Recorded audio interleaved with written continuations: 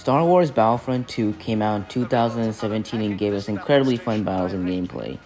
But here we are, years later, and there's still no Star Wars Battlefront 3. Fans, including myself, have been waiting for such a long time, and we've been asking for it, but EA has stayed silent about it. So what's the holdup and why hasn't Electronic Arts made the game yet?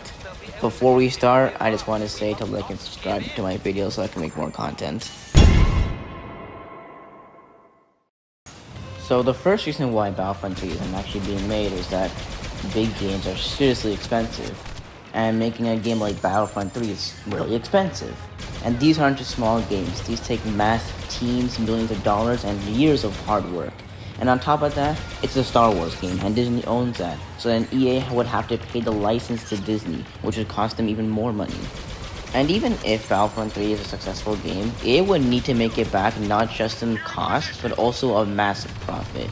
If EA doesn't think they'll make enough money to justify their investment, they're not going to take the risk. And when you think about what happened with Battlefront 2 on launch, you can see why they'd be hesitant. EA is already losing millions of dollars, so if they tried, they'd probably fail. So now let's talk about Battlefront 2. The game's launch was a massive disaster because of the loot boxes mainly. These let players spend real money to get stronger characters and weapons, which gave paying players a big advantage over everybody else who were free to play. This backlash was so bad that it became a worldwide event, like a bad thing.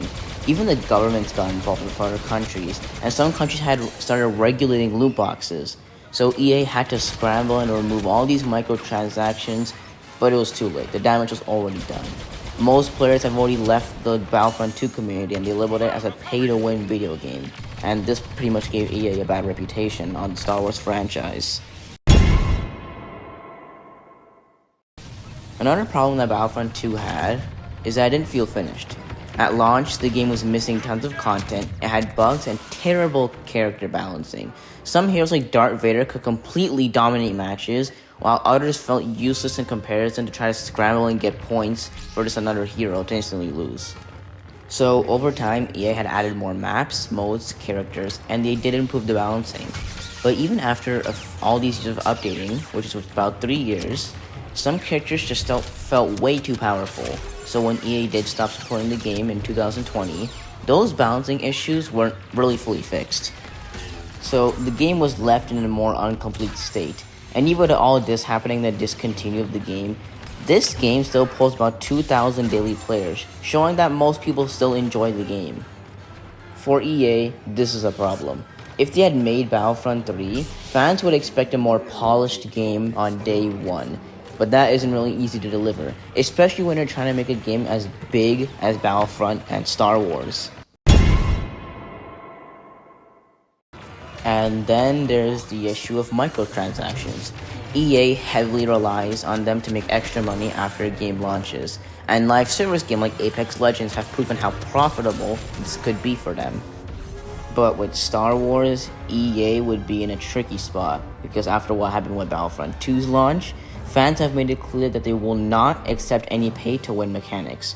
So, mainly without pay-to-win microtransactions or anything like that, EA might not see enough profit to just justify their cost to make a new Battlefront game. And if they do include them, they risk sparking another backlash and insane loss. So for EA, it's more of a lose-lose situation. So instead of EA making Battlefront 3, they have focused their sights to other Star Wars games, like Jedi Fallen Order, and its sequel, Star Wars Jedi Survivor. These are good examples because these are single-player games and they focused on story and exploration, and fans really love this game.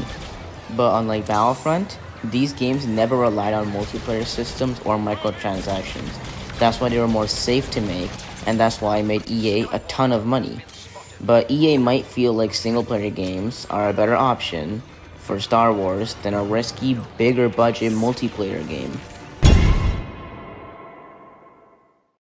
Another factor is also that EA's exclusive license with Star Wars and Disney. So for nearly a decade, EA was the only company allowed to make Star Wars games. But in 2023, that deal had ended.